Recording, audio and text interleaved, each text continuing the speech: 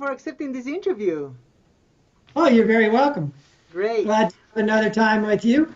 Yes, yes, it's been a while, and now with new technologies, it's much, much easier. So let me just introduce you. So people, I know most people probably that are going to listen to this already know you, but I think it's going to be good that I do a little introduction anyway. So our guest today is Joseph Selbie. He's a lecturer and author of two amazing books. One is the Yugas, and the other one is the Physics of God. He studied ancient Western cultures at the University of Colorado and ancient Eastern cultures at UC Berkeley. He has had a keen interest in ancient history since grade school. That's what I've been reading. And he has taught and lectured on the principles of Eastern philosophy for over 30 years. He lives with his wife in Ananda Village, a spiritual community in Northern California, and he's a founding member of Ananda Sangha. And he has served in many leaderships and teaching roles. So that's a great way to start with the audience to get to know you a little better. And I imagine you're part of the community. I've seen you lecture with so many amazing people about all that's going on in the world right now. And based on your research and your experience, I think it's a wonderful thing you are bringing to the world. So to start with, now that I've read some, I wasn't able to read the book because I just found out about it, but based on what I've read and I've researched, and I think we're going to do a mixture of the physics of God mixing with the yugas and all that's going on in the world right now, that I think it's important to give some guidance to people as to what's going on in the world based on all the things that you've written. So let me start considering this amazing book on the physics of God, that you're mixing religion with science and all the quantum physics and the M theory and all those things. So considering that there are many dimensions and many realities, and I imagine each reality has a reason to be. So with all your research and wisdom, as I said, what have you come to understand about what is the main purpose of existence in this third dimension, in this reality, which I know that for many advanced souls, this is considered like an illusion, but still is part of all the dimensions that they all have their own reason to be. And so what's the purpose of this reality in relation to all the dimensions of existence that are? Well, I think there are a lot of answers to that question. The one I think I like the most is that the notion that this world is a school and that we've all come here to learn. And we've come here to learn some very important lessons, primary of which is learning to love other people. Not necessarily in the romantic sense of that word, but to give love whenever possible, to be generous, to be helpful to people, to take from your own time to give to others, and to learn that lesson of being more and more selfless. Because as we become more selfless, we pick up this higher dimension of being our higher self. And then I think part of that is learning to serve, being of service in some way to people. And it doesn't have to be serving in some dramatic fashion. Just having some sense of serving others. I mean, my service has been writing books, teaching classes, but it's also been raising a family and doing the best I can to have children who are good citizens of the world and who are, happy and centered in themselves, who are self-actualized in their own personal directions. The work I do, in addition to all that, is I run an IT department. So the spirit of service I like to come up with in the IT department is just doing the very best we can to support others in their IT needs and to bring in humor and fun and joy and friendship. So service is both a big picture with capital S service. Some people are drawn to that. They want to go to Africa, or they want to go to somewhere that is strife-torn and really needs people on the front lines to help. But it's really no less serving the world mind. It's no less serving the whole to give kindness to a stranger, to to be loving in all the situations that you find yourself in. Mm-hmm. Now, this desire to service, it comes from where you are at, or where have you, how you have been brought up to be in this world. But the desire for service, it's not for everybody. And so when we think about why we're here, and not everybody has the desire for service, what does karma, or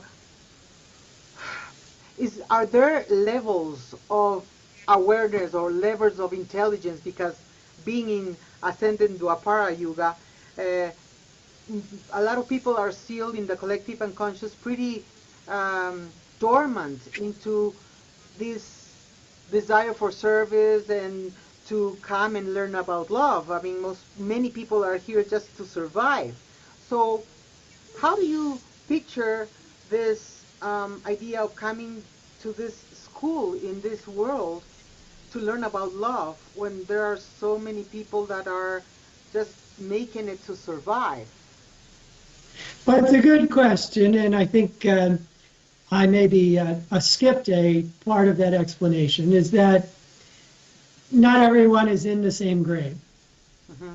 So for many people who are striving for personal expansion, striving for self-actualization, striving for self-realization in a divine sense, then the lesson of learning to love is perhaps the primary lesson. But in other grades where people are working on more basic things, I think that's still an important possibility for them. But as you say, they're perhaps just learning to survive. They're learning to use the body and brain and emotions that they have to become stable, mm-hmm. or to get ahead.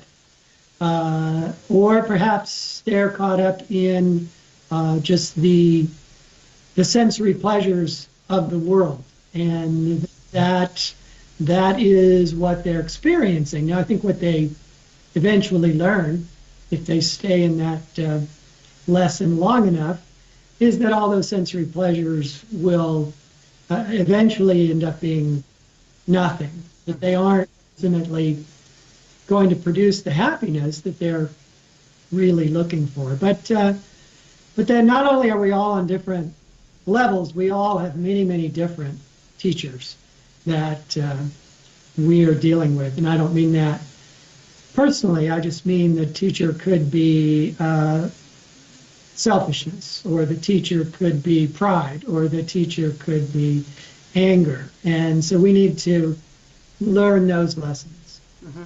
So more and more, we act from a still, calm center and are not so much thrown about by the ups and downs of the world around us. Yeah, that's so clear. It made a lot of sense to understand that we are all in different grades and everything that makes sense in that way. Yet one thing that strikes me is, okay, we come here to learn about love. We are all in different grades, but the love we experience, most people, is not really the unconditional type love that we are striving. Maybe we all have the seeds of understanding that there's a kind of love that we're looking for, but we don't get it because most of us are living a love based on desire and based on fear.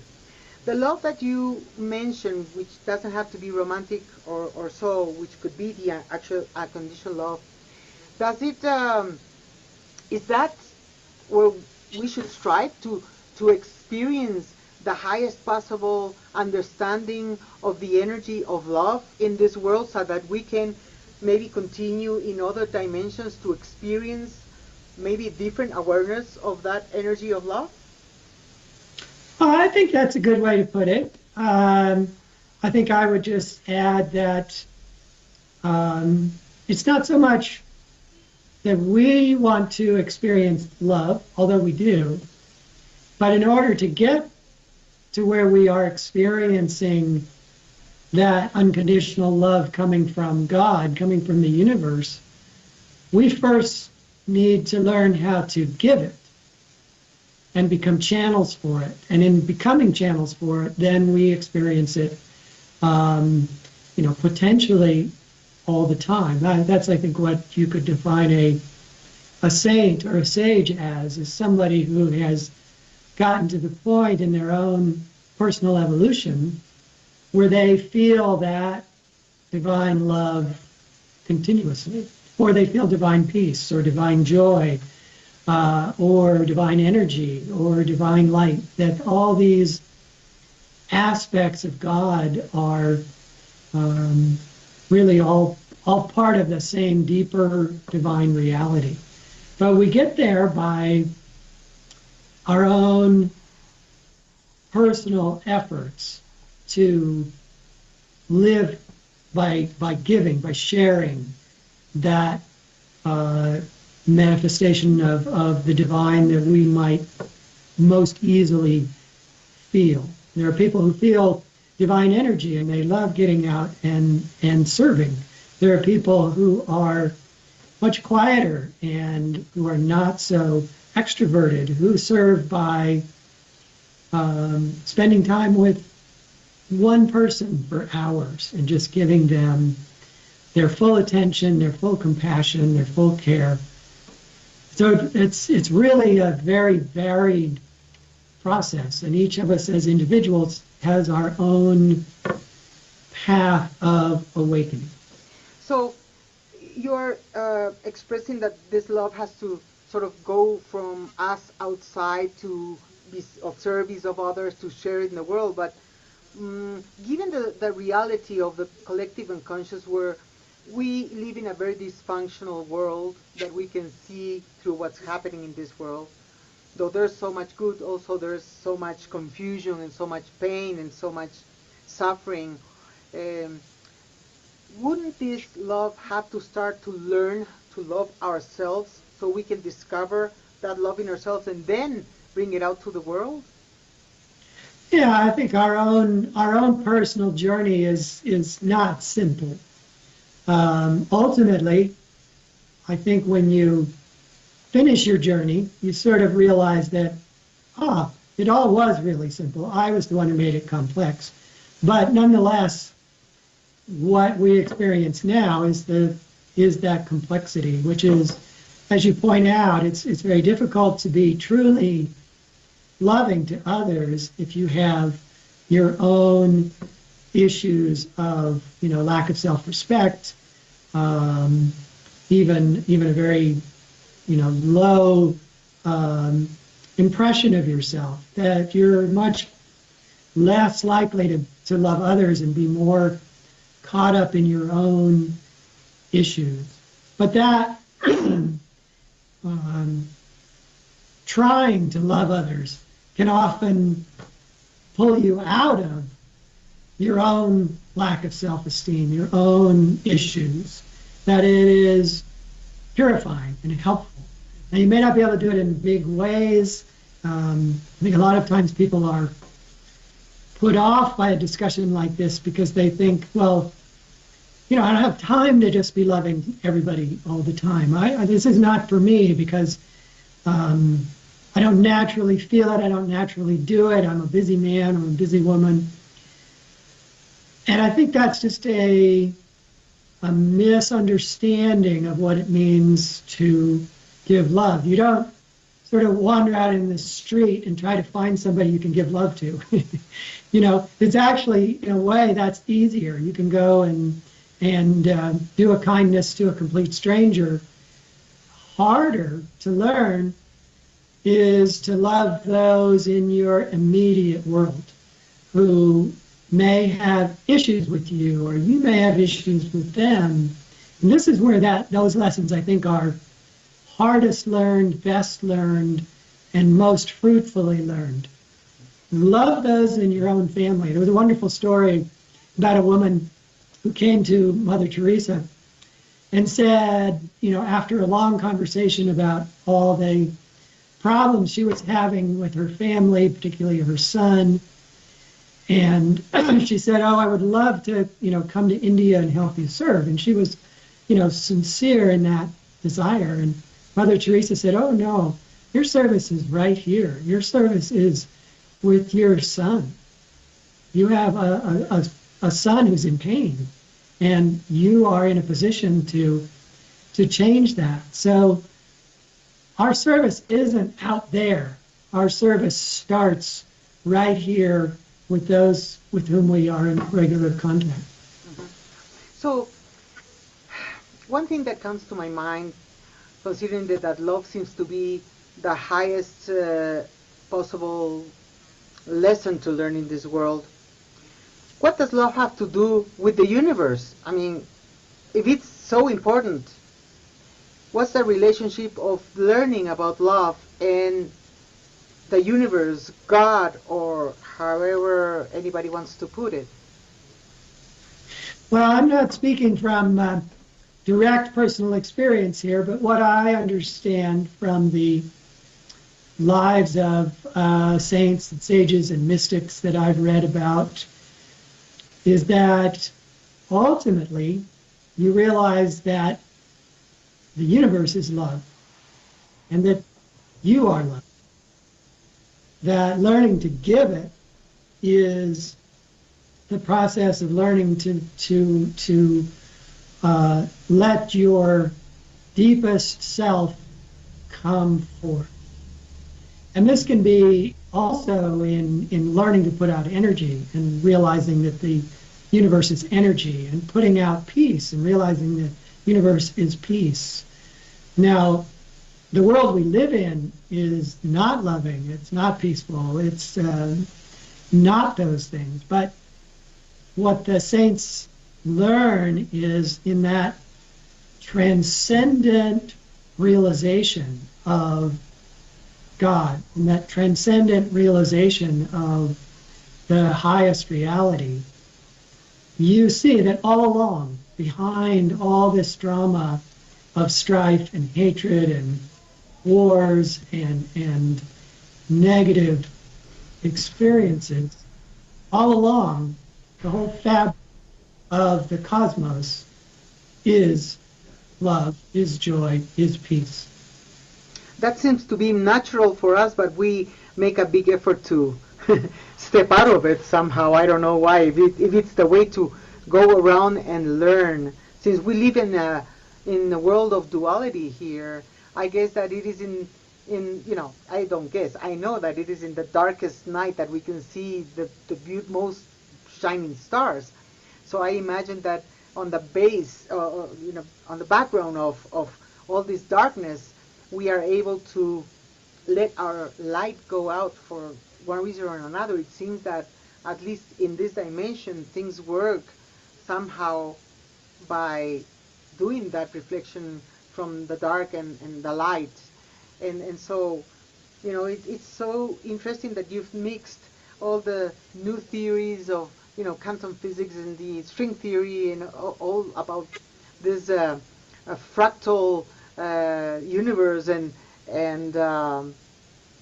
how you have come to to relate religion and science, that they are not so far away. So in that direction, I want to ask you something, because I myself, I have some, I understand what religion is, you know, the origin of the word religion, which is to unite, but we see that religion as practice in this world, not by the higher minds of the religion, like, I don't know, Jesus and Buddha and all the wonderful enlightened beings, but I'm saying about the way the regular human beings practice religion. It seems that it is far away from uniting. So first, I would like to understand from your point of view what is the relationship, or what's the similarity or not between religion and spirituality, because religion seems to be a tool and spirituality seems to be something so natural for us, but yet it is through religion that many people channel this natural experience of spiritual essence in us. So how do you see religion and spirituality? Well, it's a great question, and I think it's one that is often misunderstood. The answer is often misunderstood to that question because a lot of people are put off by religion because of its kind of inflexibility, and it tends to be based on certain dogmas and certain like creation myths, creation stories that don't fit with science, and that it becomes more and more a determined act of faith to believe in a particular religion. And I think it's getting increasingly hard for people, in large measure because of science, that science is coming along and exploding a lot of these creation stories and a lot of the kind of dogmas and theological tenets of most religions. But a wise man once said that Jesus was crucified once, but his teachings have been crucified every day since then. That religion tends to be an accretion over an original, high-minded, high-consciousness savior like Jesus, like Buddha, like Krishna, that over centuries and millennia has just gotten sort of covered up by the officialdom of the theologians and the priests who don't have that level of understanding. And so you get these very odd expressions. They also sort of boil down to the lowest common denominator. They don't necessarily call people to seek direct experience with the divine. They tend to call people, I'm being a little bit cynical here, but they tend to call people to coming to church regularly and making regular donations so that more people can come to the same church and just kind of keep it alive. But in order to do that, they sort of have to ask the minimum of people, right? They're no longer asking the maximum of people like Jesus did, or like Buddha did, or like Krishna did. They're asking the minimum to kind of keep this organization working. And I know that puts a lot of people off, certainly put me off. But if you look at the origins of religion, that's where you find spirituality as we understand it today. And there's so many people who have cooled to religion that in America at least, and I imagine this is true around the world, the fastest growing sort of spiritual group or community in the United States is people who consider themselves spiritual but not religious. Yeah. And they're the ones who are picking up on this reality that all these different religions were started by great masters, great teachers who shared the same consciousness.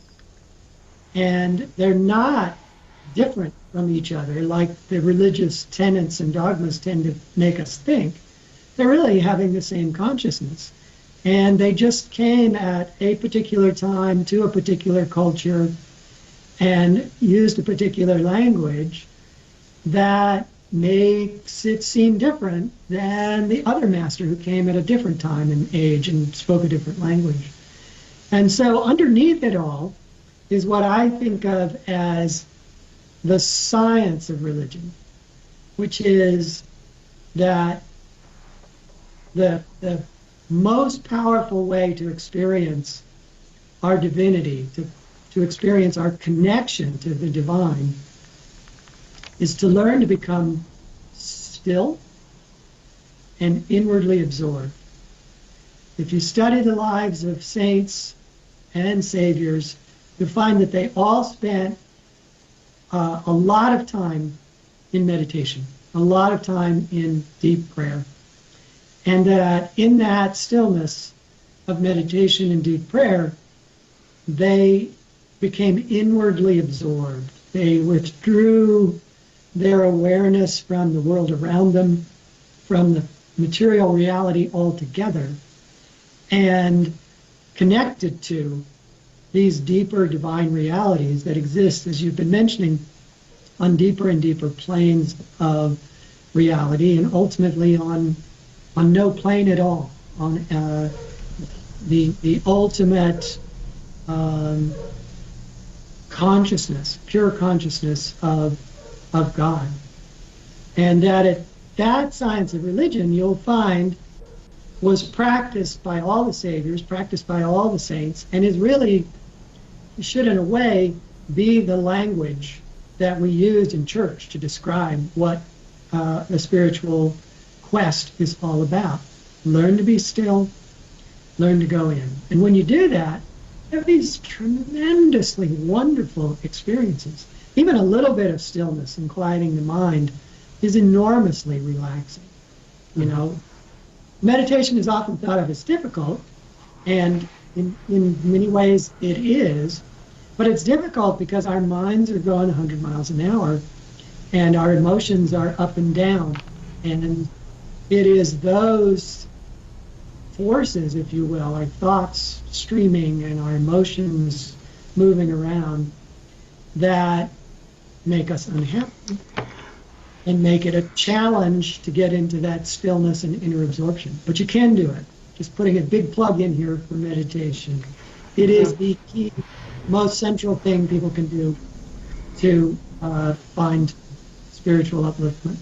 Now, I have a lot of things going on in my mind and about this, and something that I just considered maybe for the first time in my life is that if we need to go to stillness and silence to connect with God, and if we believe that God is everywhere and everything is energy and God is energy, and however many can see, what's the relationship of God with our rational mind? I mean, because if we need to go into silence to be able to experience God, but we are living in a place where we have feelings, where we have emotions, and where we have thoughts. And that's where most of our day and most of the people's days spend in their minds and in their emotions and their physicalness. So what's the relationship of God to that fact of the way most people live, you know, in our thoughts, in our hearts, in the way we feel, in our bodies? Why do we need to go into silence to experience that and not be able to experience that through the regular day? Well, I think that as people become more experienced in meditation, then they do experience that in their days as well. That you can bring that state of being, state of love, state of joy, state of peace, not necessarily absolute, but just more joy, more peace, more love, and calmer mind. You can bring that into your day, but first you have to achieve it. And it's very hard to achieve it in the rush and flow of a normal day. So you need to just take time out. I mean, you take time out to eat. You wouldn't ask the question, well, why can't the body just exist without eating? You wouldn't say, you know, why can't I just be healthy without eating good foods? Why do I have to exercise? All these things. You know the answer is that when you do them, your health improves. Well, meditation is just one more of those things. And you might say, well, why do I have to meditate in order to achieve that greater sense of calmness and peace? It's because you're too caught up in that flow of thoughts and that movement and emotion to recognize it within yourself, to see it. But if you take the time to just calm down, just slow down, sit quietly, absolute stillness is hard to achieve. But if you can just become more still and let your mind either focus on a particular meditation technique, or as with mindfulness meditation, you just watch your thoughts, try not to get caught up in them, just kind of let them flow through and go on their way. But any of those techniques will leave you feeling more relaxed. It will leave you feeling a little bit of space, emotional, psychic space that will allow you to go and work more happily, engage with other people more kindly and generously, because your natural state is that. It's just we're not in our natural state. Our natural state isn't this stressful, constant working that a lot of us do. Mm-hmm. But like, if we live, I understand you totally now. I'm trying to bring this into the reality, because somehow it would seem that we need to disengage from all that's going on in the world. I mean, the fires in the Amazon, the fires in Africa, fires in Ecuador, fires in California. It seems the world is cooking in fire, and we are going through all these phases of climate change, and partly having to do with human endeavor, another part of this relationship to the cosmos and the sun. I mean, it's just so overwhelming, all that's happening in the world, and it seems that as much as I would like to go inside and engage in my silence, it is not so like to live and go in silence without considering that we are going through a phase of amazing change, and that we need to maybe accompany the world, accompany humans in their change, accompany the earth in the change, and be part of this change, because for whatever reason we are here today, and we are going through amazing phases of change in consciousness, in the world, in the planet, in the cosmos. So how can we participate in connecting more to higher vibrations when we are in the midst of this chaos in the world? That is, I mean, this feeling that we are part of the sixth mass extinction already, and that everything is kind of, we are putting the rope to the neck. Now, how do we engage in our inner world and be part of this change and help the change for the better of life, whether it's human life or just life in the world, on the planet, in the cosmos? How do we engage? How can we connect all the dots in this phase of life in this planet? I think that's a big challenge for everyone. I think what I would say, let me say several things here, sort of several different analogies. One, that a friend of mine used to say, if you see someone who's drowning and you jump in to save them, but you can't swim yourself, you're just going to drown with them. That if we do want to change the world, and obviously the world needs positive change, then we have to be able to be instruments of that positive change. So another story, this was from a Swami Satchidananda, who years ago was asked, should I go out, this was by an audience member, should I go out and protest over, I forget what it was at the time. And he said, protest is fine. If you're protesting a war, though, don't go out and start another war. In other words, don't go out with anger. Don't go out and start shouting at somebody you're protesting against. Don't put out as much negative energy into the world as that war is already putting out. If you are going to protest, if you are going to do it in like a public manner like that, go with your heart full of peace and look for ways that you can find common ground with people with whom you disagree. But most fundamentally, I think the reality that I would say everybody could well do to appreciate is what Gandhi was told to have said to have told his followers, which is be the change.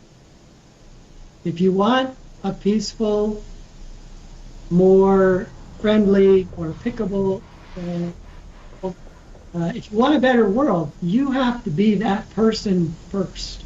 Otherwise, you're just adding your stress and your unhappiness to the stress and unhappiness that already exists. And I just think there's no way around this, that you have to change if you're really going to change the world. You can't just take what you've got now and expect anything different to happen. That is wonderful, and I know how hard it is for most of us who have lived a lifestyle based on the commodities and the consumism of the industrial era to just accept that we need to let go of so many things. But that's what we need to do, and we are pressured by the circumstances to be able to change. Now, regarding this phase of existence, and before we go to the science of the physics of God, I would like to ask you something. In many native traditions, like the Mayans, the Hopi, the Greeks, the Hindus, they have these ages and these phases, like the seasons that the world goes through, where there are different types of consciousness living massively in the different stages. In what way do you think that we are entering within the Dwapara Yuga, ascending Dwapara Yuga, according to what Sri Yuktesvar has shared in the Holy Science? So, in what way the New Age, like the Age of Aquarius in astrological and astronomical terms, we are shifting in the wobble of the Earth towards the Aquarian constellation, in what way this change of era and ascending Dwapara Yuga and whatever the other traditions consider in those phases of changes, in what way do they relate? And if we are in the midst of the transition of this change of era, then everything has to be shaken and stirred and bring to the surface so we can actually do the change that we need. So is there a relationship between the Dwapara Yuga, ascending Dwapara Yuga, and the astronomical or in astrological concepts of the changes of ages and all the other traditions? Well, I think, as you pointed out, there are lots of traditions of there having been higher ages in the past, and that there'll be higher ages again in the future, that it's cyclical. And the one that I know best, as you know, having written the book The Yugas, is the Hindu system as it is explained by Sri Yukteswar. And his explanation of the connection between the stars and this cycle, this 24,000 year cycle of the Yugas, is that there is an influence, essentially, that either is raising everyone's consciousness slowly or is lowering everyone's consciousness slowly, depending on whether you're on the upswing, which we are now, or whether you're on the downswing of that 24,000 year cycle. So according to Sri Yukteswar, where we find ourselves now is, as you mentioned, in the ascending second age, or Dwapara Yuga. And he said that this age is going to be marked by a awareness of and an exploitation of energy. And I think we see it on two fronts. We see the exploitation of energy on the material front, where we now have nuclear energy, we have solar energy, we have electricity everywhere in the world these days, seemingly. We have cell phone networks, we have the internet. All of this is powered by energy, and all of it is an outgrowth of this understanding and exploitation of energy. But on a personal consciousness level, this age is very much about self-interest. So self-interest can go two ways. Self-interest can go to trying to get everything for yourself, and our current president of the United States is a exemplar of that kind of self-interest. It's no surprise that he's talking about America first. I mean, he's really meaning Trump first and trying to get everybody else who thinks that way behind him. But then you also have a whole quieter movement happening in ascending Dwapara Yuga, which is that people are discovering subtle energy, that people are discovering that you can go within and you can experience life force, you can experience your own consciousness. And these two things are happening simultaneously. So you could say the one is of just pure self-interest in getting everything you can get for yourself, is the unenlightened self-interest, because it's dead end. It ultimately is not going to make you happy. And then you have the enlightened self-interest of people who are doing yoga, who are meditating, who are serving, who are, putting others first, who are directly experiencing subtle energy. And these two directions are happening simultaneously. I think the only reason why the world is not currently tipped into massive world wars is because you do have this second, quieter movement of people who see from enlightened self-interest that making peace with others is going to make everybody happier, even if that means compromising. Giving to others is going to make the world happier, even if that means that you're giving something away. That people recognize that you get more in the end from the subtle energy within yourself, from that divine energy within yourself by giving, by generosity, by sharing, than by trying to, clutch it all and hang on to it for yourself. And that's, in a real way, that's the war that's happening now. That the world is divided between those two points of view, between those two states of consciousness or awareness, and it's just playing itself out on a grand stage. Yeah, it's amazing because now when we're talking about the Dwapara Yuga, ascending Dwapara Yuga, and all the self-interest and also the energy world, you are mentioning about the physics of God and all these new science that like you've mentioned, like the M theory and the string theory and the holographic universe and all these things that we are still, like the mass consciousness is still having difficulty in understanding what like string theory or multiverses or parallel universes and all the quantum physics. Like, it's kind of hard to understand because our consciousness massively has not gotten to that understanding yet, but we are being pulled by those who are walking there now. This new science, I don't even know that they are considered new for some, but I mean, they've always been there. They're just being rediscovered, right? So how do they prove the existence of God, as you mentioned in your book? Well, I'm not sure I would go so far as to say that the current level of science proves the existence of God, but it certainly supports the view of spirituality, not religion, but spirituality, that there is a infinite consciousness, and that this infinite consciousness is intelligent, and that this infinite consciousness in its intelligence has created and ordered the universe that we live in.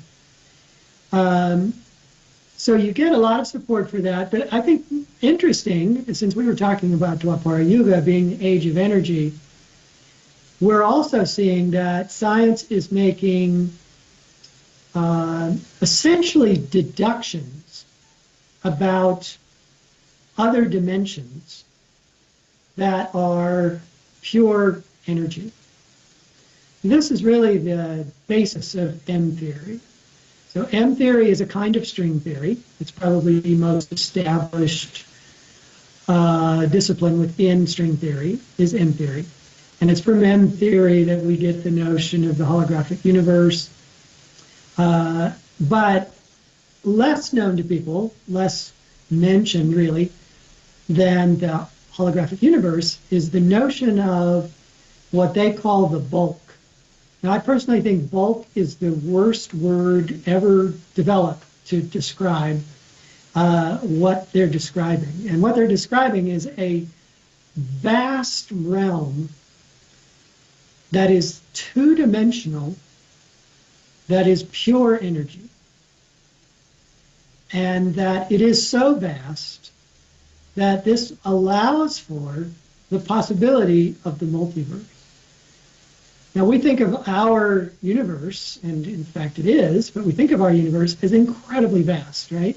It's the farthest stars are in the 13, 14 billion light years away distant. I mean, it's just actually inconceivable. We just don't have enough brain visualization power to come close to really seeing that in our mind's eye. It's just enormous. Well, as enormous as that is, in this vast bulk, which I like to call the energy verse, there is enough space, and I'll qualify that word in a second, but there's enough space for essentially unlimited numbers of universes to exist.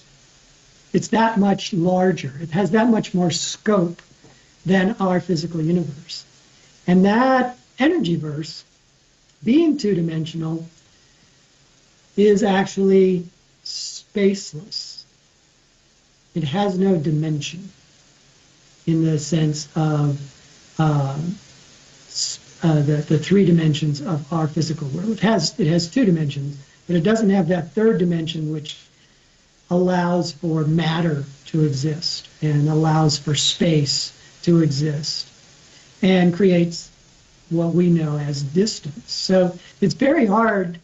You had mentioned earlier, a lot of these theories make people's head hurt.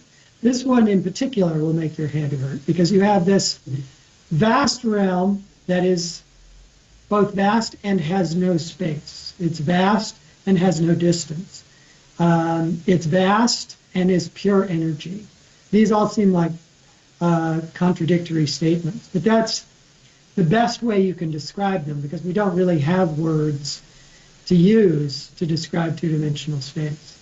But in that energy verse is this enormous potential. And one of the things that I soon saw in my researches is that this energy verse, as it is described by M theory, is also multi-leveled. So there are what they call branes, B-R-A-N-E-S, branes, that each vibrate at a certain frequency. And then you have higher and higher branes that vibrate at higher and higher frequencies. Some of the M theorists think there are 7 brains, others think there are 15, others think there are 3. It all has to do with the mathematics that they're exploring this with. But the fun thing, and I think the true thing, is that their description of these 2-dimensional, pure energy, luminous energy worlds match almost exactly the religious descriptions of the heavens. I was going to ask you exactly that. Every religion in the world has this notion of multi-levels of heaven, including the Christian heavens. There are at least 3 mentioned in the Bible, and the Hindus have 7. The Buddhists have, depending on which Buddhist group you look to, they have anywhere from 10 to 25. But the notion that works the best with all of this is that always the lowest heaven is sort of the least best, right? And then as you go up through the heavens, they become better and better. They're the higher heavens mentioned in Christianity and Islam. And I think that what the M theorists have theorized, and they're doing it mathematically, which is kind of mind-blowing in and of itself. None of this is measured. None of this is even measurable. But their math says, in order for our world to work the way it does, there has to be this other reality to support it. There has to be something there. Now, whether their math is the correct math or not, they are convinced that there has to be this deeper reality to support the 3-dimensional physical universe.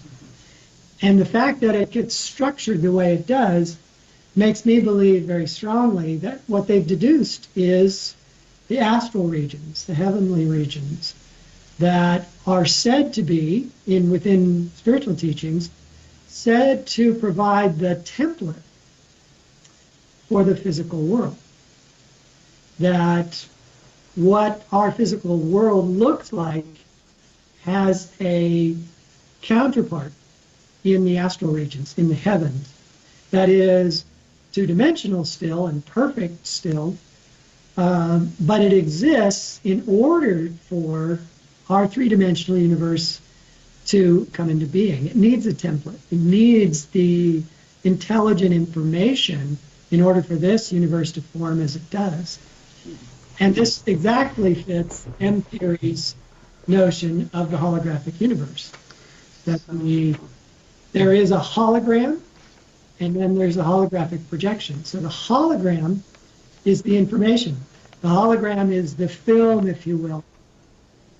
And the holographic projection is what you see manifested from that film. So 2-dimensional hologram produces 3-dimensional holographic projection.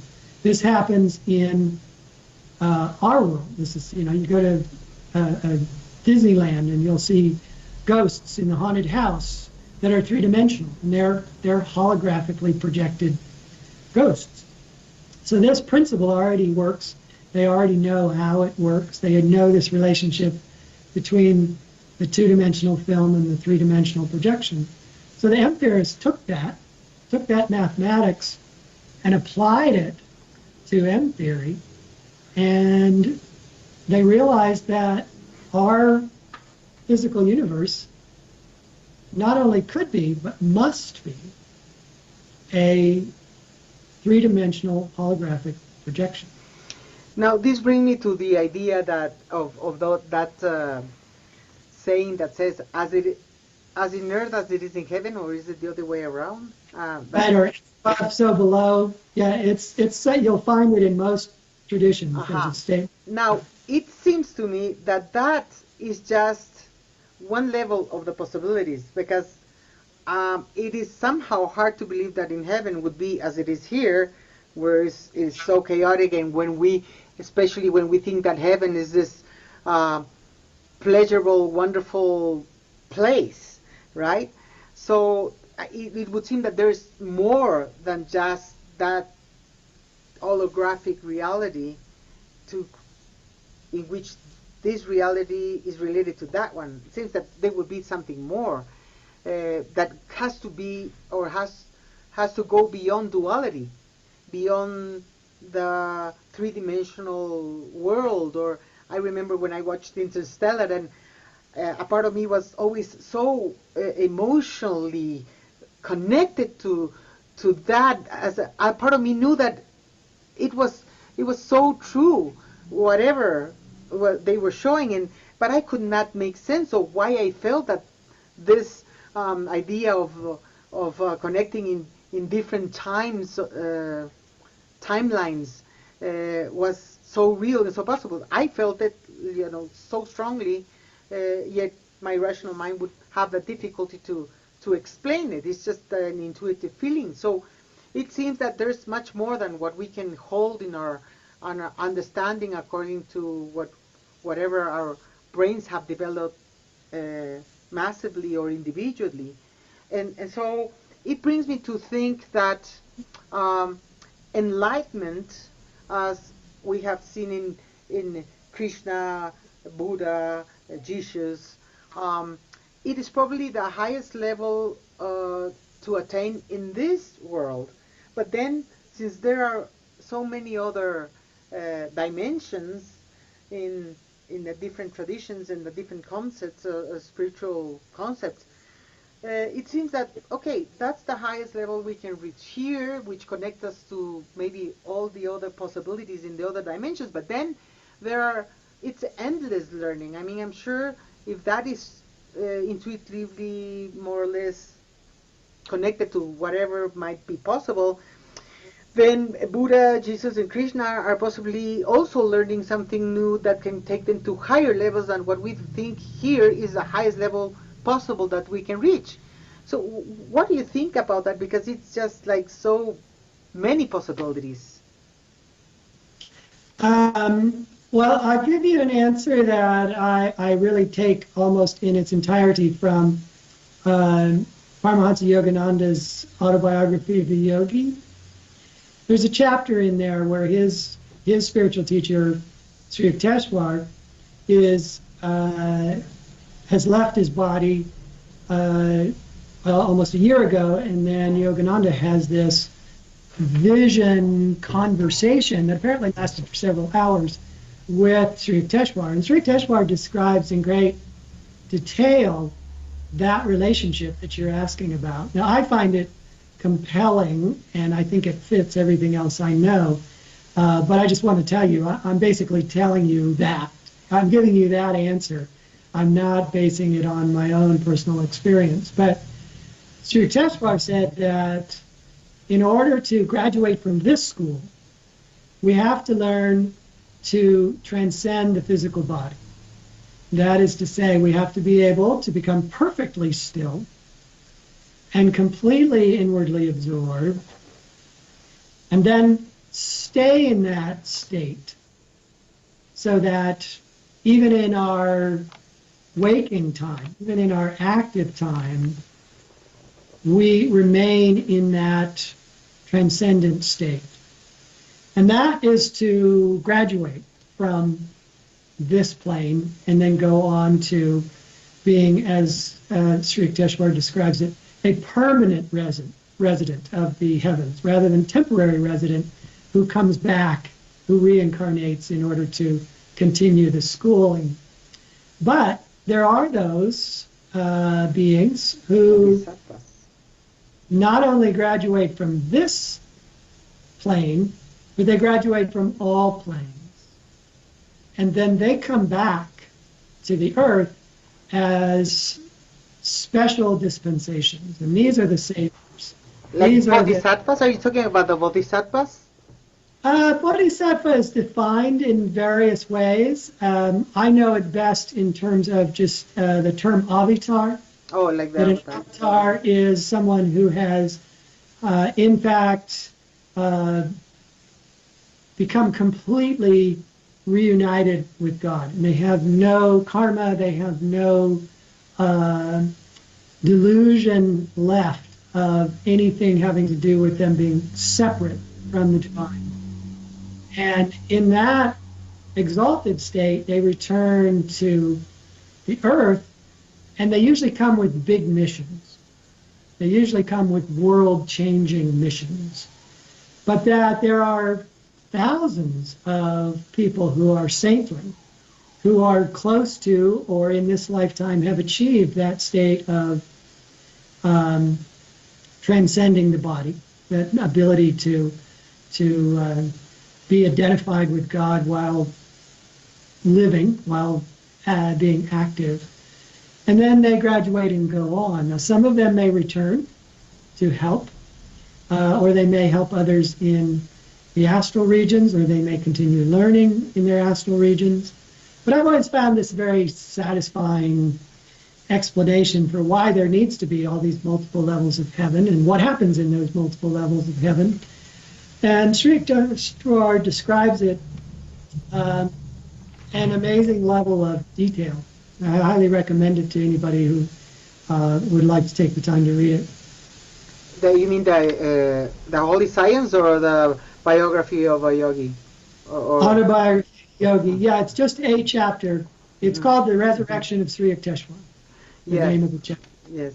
Now it comes to me like it seems to be so extremely complex. It could be very simple for a mind who understands. When they are so evolved, it probably is very simple, but from our perspective, it's just very complex. Now, where's God in all of this? I mean, yeah, where's God in all of this dynamics of dimensions and avatars and everything? Well, that is always the big question. So again, as I understand it, I don't want any of your listeners to think that I have an inside track on knowing this myself. But as I understand it, God is infinite consciousness, and that He created all of us as expressions of His own consciousness, and that each of us are endowed with all the qualities of God. So is it, let me just a second, because I mean we are talking about a he energy. Is God a he? Is it a she? Or is it a it? Or all of them. All of them. Okay. All of them. In fact, Yogananda's prayer, one of his prayers was, Father, Mother, Friend, Beloved God. Mm-hmm. So to give body to that expression that God is all these things, and, so and more than exactly. It's beyond.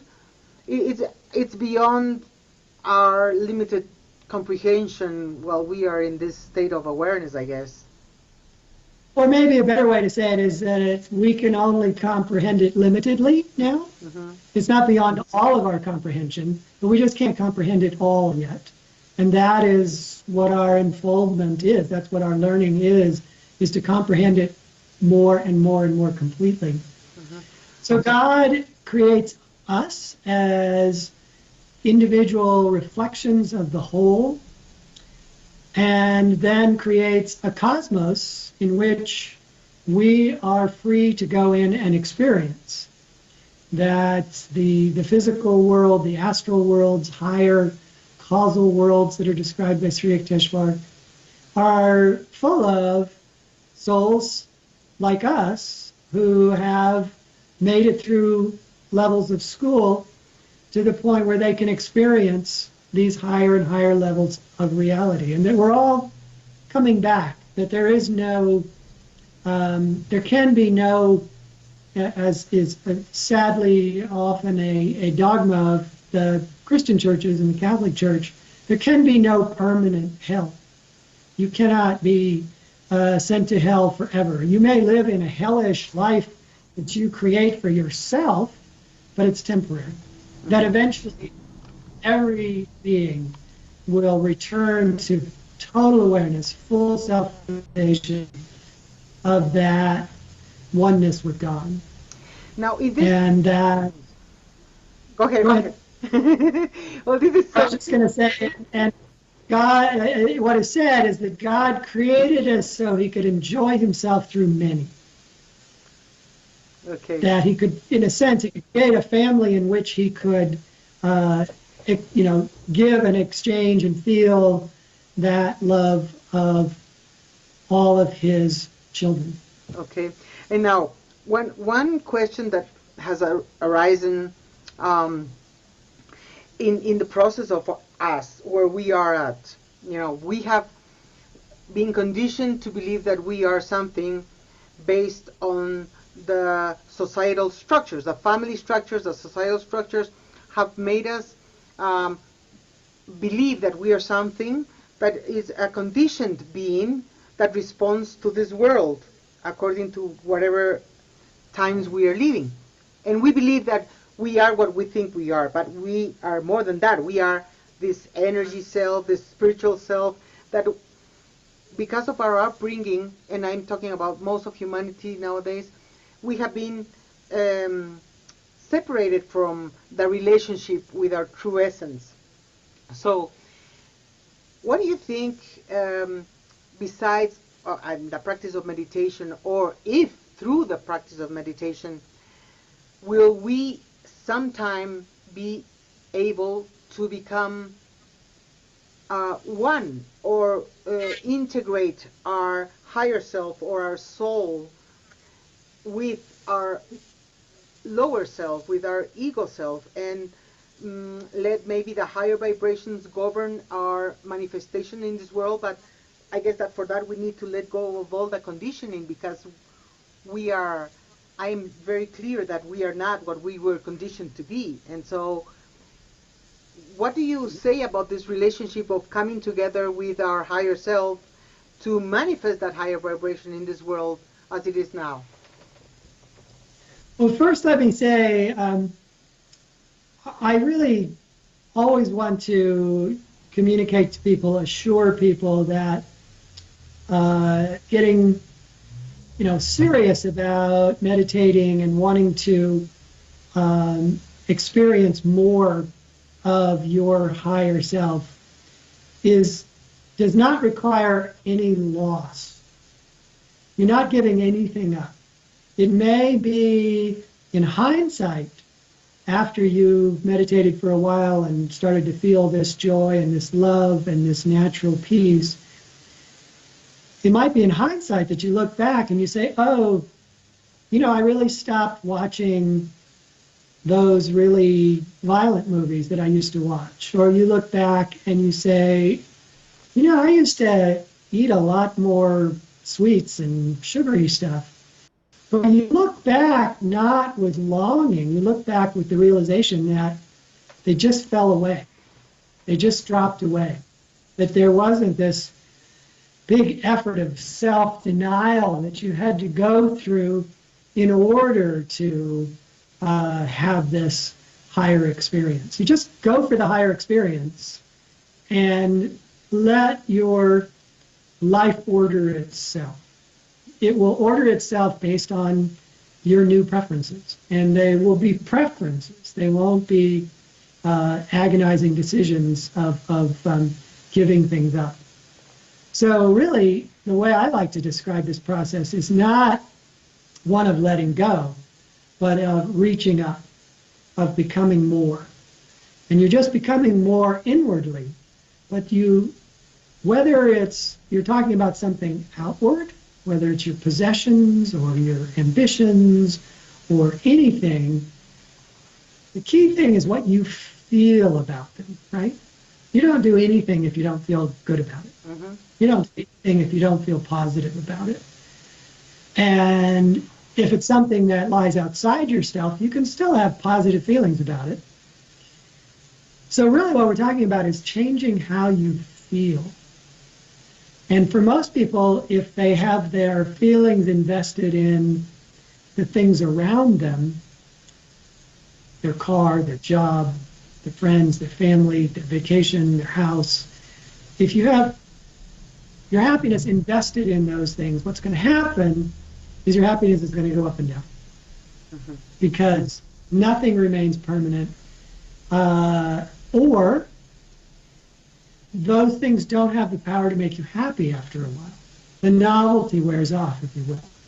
You finally get that job and you find out that, well, this boss is just as big a pain as the last boss. This boss is no easier for me to work with than the last boss. The promotion brought a raise in income, but I'm really, it's no happier. That these things wear off. And so people are constantly trying to replace the ones that are wearing off with new things that they think will last. And after a while, you realize none of them really last. They're all fine. They're all good.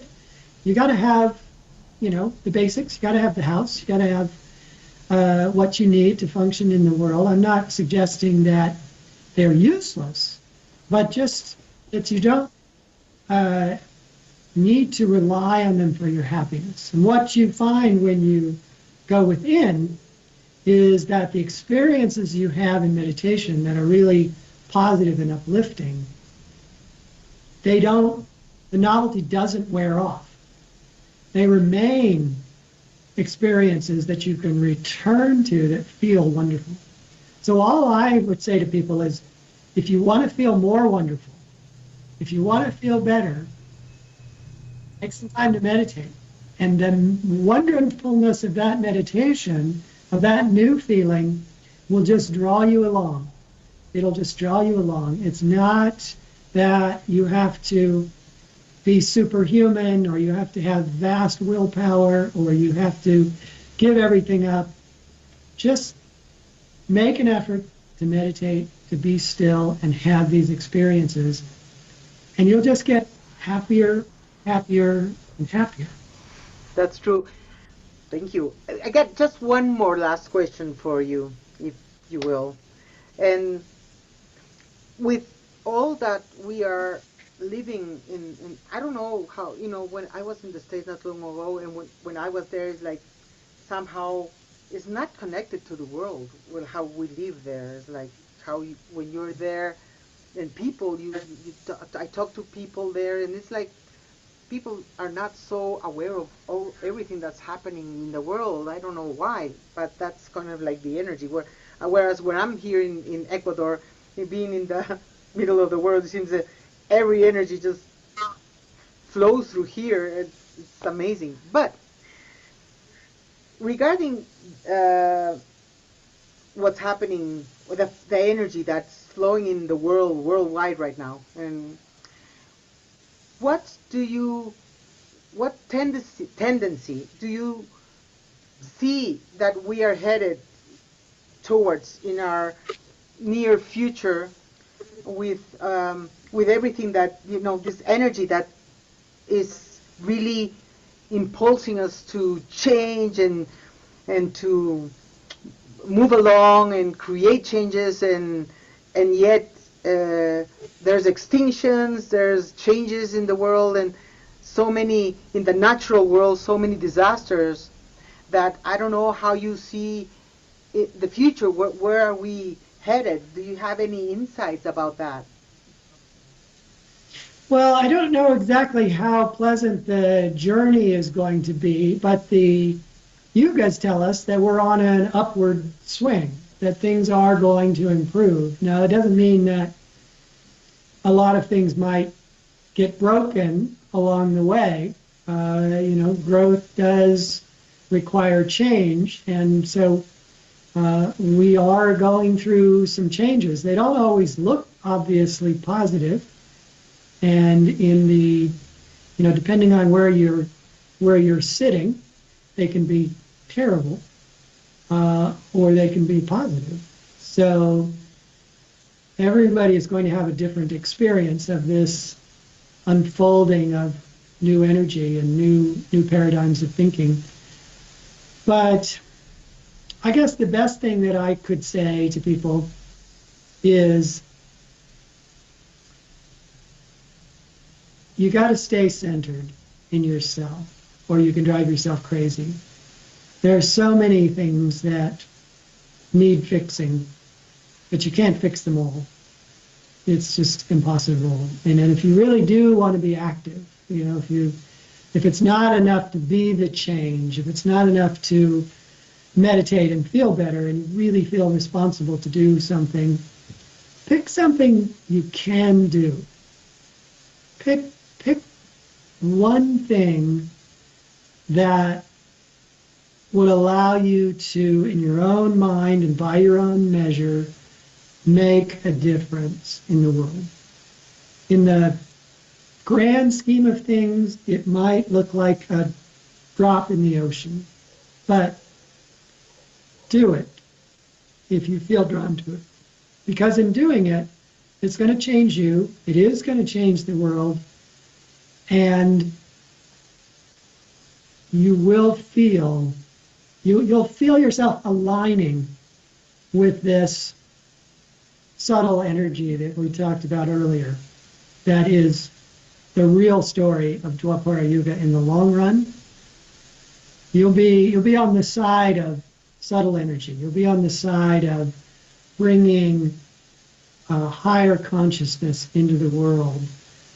And when you feel that, when you get that attunement, you're actually doing something to make that manifest in the world. You'll be blessed, the world will be blessed. But the rest of it, you really have to some degree, you've got to let go. You know, you are not going to see this world become a heaven on earth in your lifetime. It's not going to happen. Not going to happen. That's so true. I don't want to sound pessimistic. You can make a heaven on earth around you, right? You can love those who are near to you, and you can help those outside of that circle.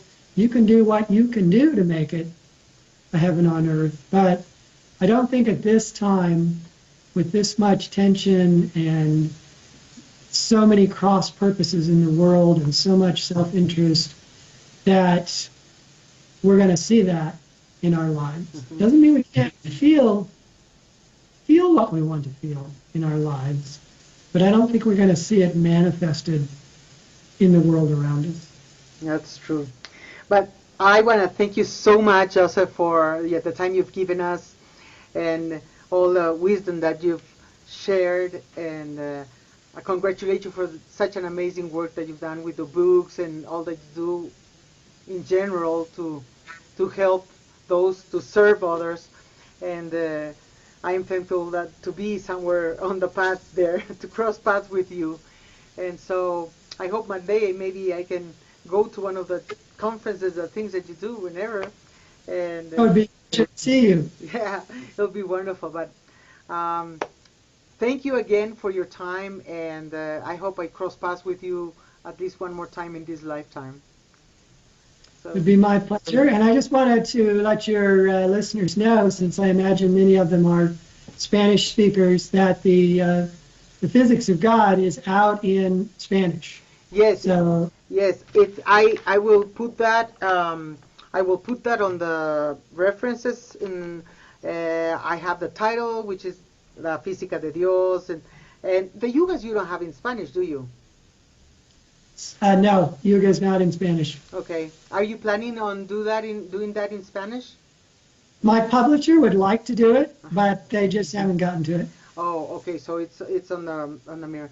Anything else? How can the audience connect with you? Do you have a website, or how can they find more about you? There are two websites that they might be interested in. One is theyugas.com. Mm-hmm. And the other is physicsandgod.com. Okay, great. I will make sure to put those down. Great. Okay, so thank you so much, and then we'll be in contact. All right. Thank you very much, Coy. Okay, it was a pleasure. It was a pleasure too. Thank you. Bye-bye. Recuerda suscribirte a nuestro canal de YouTube y haz clic en la campanita. Síguenos en Facebook, Instagram, Twitter y visítanos en goipaz.com.